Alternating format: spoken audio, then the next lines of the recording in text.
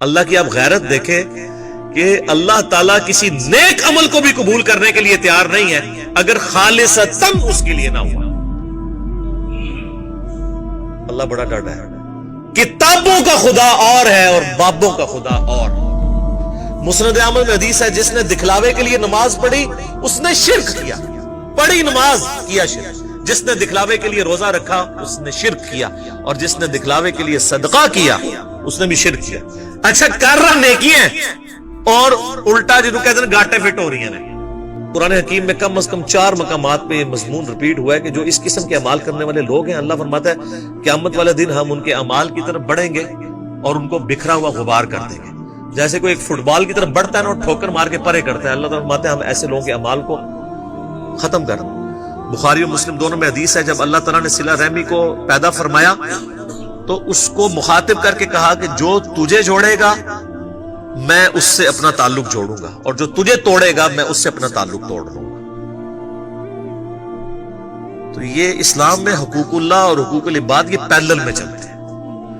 وہ غامدی صاحب اکثر ایک بات کرتے ہیں کہ اگر کسی شخص نے کسی کا مال ناحق ہڑپ کیا ہے، یا کسی نے اپنے بھتیجوں یا بھانجوں کی جائیداد کے اوپر ناحق قبضہ کر لیا ہے، یا اپنی سسٹر کی وراثت دبا لی ہوئی ہے، اور وہ یہ سمجھتا ہے کہ میں پہلے تہجد کے 2 نفل پڑھتا تھا اب 4 پڑھ لوں گا تو میری وہ چیزیں معاف ہو جائیں گی، نہ، کبھی نہیں معاف ہوگی۔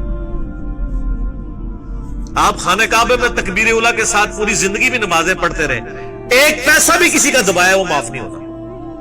بخاری اور مسلم دونوں میں حدیث ہے، جس نے ایک بالش زمین بھی کسی کی دبائی 7 زمینوں کا توق اس کے گلے میں ڈال دیا جائے گا قیامت والے دن۔ 7 زمینوں کا توق صرف ایک بالش تھی، 9 انچ زمین۔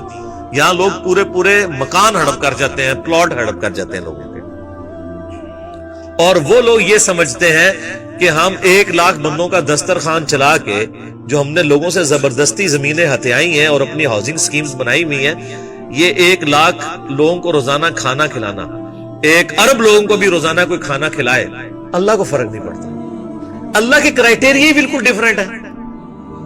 یہ امپریس ہو جانا کسی کی نیکی سے، یہ تو میرا آپ کا معاملہ ہے نا۔ اسی لیے مسلم شریف میں حدیث ہے، اللہ تمہاری شکلوں اور مال کو نہیں دیکھتا، دلوں اور اعمال کو دیکھتا ہے کہ کیا کس لیے تھا۔ شکل جتنی مرضی معصوم نورانی بنا لو، مال جتنا مرضی اللہ کی راہ میں خرچ کر دو، اللہ نے تو یہ چیک کرنا ہے یہ کیا ہے، کس چکر میں کر رہا ہے۔ اور قرآن حکیم میں کم از کم 4 مقامات پہ یہ مضمون ریپیٹ ہوا ہے کہ جو اس قسم کے اعمال کرنے والے لوگ ہیں، اللہ فرماتا ہے قیامت والے دن ہم ان کے اعمال کی طرف بڑھیں گے اور ان کو بکھرا ہوا غبار کر دیں گے۔ جیسے کوئی ایک فٹ بال کی طرف بڑھتا ہے نا اور ٹھوکر مار کے پرے کرتا ہے، اللہ تعالیٰ فرماتا ہے ہم ایسے لوگوں کے اعمال کو ختم کر دیں گے۔ وہ اعمال تو ہے ہی نہیں تھے، وہ جن کاموں کے لیے وہ کیے گئے تھے وہ ان کو اجر مل چکا۔ مسلم شریف کی حدیث جو ہے ایک لٹکتی ہوئی تلوار ہے کہ قیامت والے دن نبی علیہ السلام فرماتے ہیں، صحیح مسلم میں حدیث موجود ہے، ایک سخی کو، ایک شہید کو اور ایک قاری کو بلایا جائے گا۔ قاری کو اللہ بلا کے کہے گا تجھے قرآن کا علم دیا تھا، اس کے بدلے تو نے میرے لیے کیا کیا ہے؟ کہے گا یا اللہ میں نے قرآن سیکھا اور سکھایا، اس سے افضل عمل ہی کوئی نہیں تھا۔ اللہ تعالیٰ فرمائے گا تو نے اس لیے سب کچھ کیا کہ لوگ تجھے کہیں بڑا علامہ ہے، بڑا قاری ہے، تو دنیا میں تجھے اجر مل چکا ہے، جس کام کے لیے تو نے ایفرٹ پٹ کی تھی تو نے اجر کما لیا، میرے ہاں کوئی اجر نہیں، الٹا منہ کر کے دوزخ میں۔ پھر ایک سخی کو بلایا جائے گا، اللہ فرمائے گا اتنا مال دیا تھا کیا کیا؟ کہے گا یا اللہ میرے دسترخوان چلتے تھے، غریبوں کو بانٹتا تھا، میں آئے دن میں سیلاب کے اندر جا کے میں وہ چیک کاٹ کے دیا کرتا تھا، کتنے لوگوں کا خرچہ میں نے اٹھایا ہوا تھا۔ اللہ تعالیٰ فرمائے گا یہ تو نے سب کچھ اس لیے کہ لوگ تجھے کہیں بڑا سخی ہے، بڑا اللہ کی راہ میں خرچ کرنے والا ہے، تو لوگوں نے خوب تیری تعریف کی ہے نا دنیا میں، تو بس یہی اجر تھا، میرے پاس کوئی اجر نہیں اب تیرے لیے، الٹا منہ کر کے دوزخ میں۔ اللہ کی آپ غیرت دیکھیں کہ اللہ تعالیٰ کسی نیک عمل کو بھی قبول کرنے کے لیے تیار نہیں ہے اگر خالصتاً اس کے لیے نہ ہوا۔ اللہ بڑا ڈاٹا ہے۔ کتابوں کا خدا اور ہے اور بابوں کا خدا اور۔ یہ کتابوں کا خدا ہے۔ مسند احمد میں حدیث ہے، جس نے دکھلاوے کے لیے نماز پڑھی اس نے شرک کیا۔ پڑھی نماز، کیا شرک۔ جس نے دکھلاوے کے لیے روزہ رکھا اس نے شرک کیا، اور جس نے دکھلاوے کے لیے صدقہ کیا اس نے بھی شرک کیا۔ اچھا کر رہا نیکی ہے اور الٹا جنہوں کہتے ہیں گاٹے فٹ ہو رہی ہیں، شرک، ریاکاری۔ اور مسلم شریف کی حدیث میں آتا ہے تیسرا وہ لایا جائے گا شہید. تو اللہ تعالیٰ کہے گا تجھے میں نے اچھی صحت دی، سب کچھ دیا، اس کے بدلے تو نے میرے لیے کیا کیا؟ تو کہے گا یا اللہ جان تو تھی، دے دی تجھے سب سے قیمتی چیز اپنی. اللہ فرمائے گا تم نے جان اس لیے دی کہ تاکہ لوگ تمہیں بہادر کہیں. تو دنیا میں تمہیں اس تعریف سے نوازا گیا تھا، ہو سکتا ہے مرنے کے بعد میڈلز بھی مل گئے ہوں، میرے پاس کوئی اجر نہیں ہے، الٹا منہ کر کے دوزخ. یہ اللہ تعالیٰ نے 3 سیمپل بیان کیے ہیں.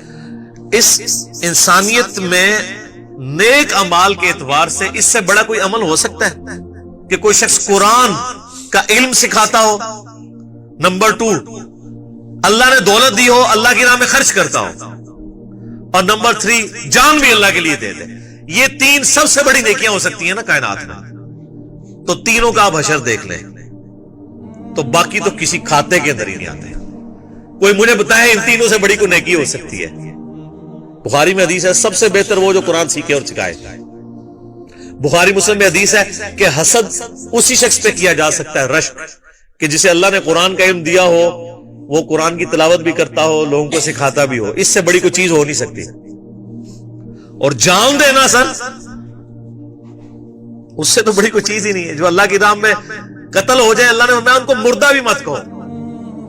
لیکن یہاں دیکھ لیں، اور اللہ کی راہ میں خرچ کرنا، قرآن میں نماز کے بعد سب سے زیادہ زور ہے انفاق فی سبیل اللہ کے اوپر، وہ بھی فارغ. تو یہ ساری چیزیں کسی نہ کسی کیٹیگری میں حقوق العباد کے اندر لائی کرتی ہیں. تو یہ ایسے لوگ ہیں جو قطع رحمی کرتے ہیں. وَيُفْسِدُونَ فِي الْأَرْضِ، اور زمین میں فساد مچاتے ہیں. فساد تو خود ہی ہو جائے گا نا جب آپ کسی کی حق تلفی کریں گے، تو وہ بڑا ہو کے خود کو حملہ آور ہی بنے گا نا، آپ کے اوپر بدلہ ہی لے گا نا آپ سے. جب آپ کسی کے ساتھ زیادتی کریں گے تو زمین میں فساد فی الارض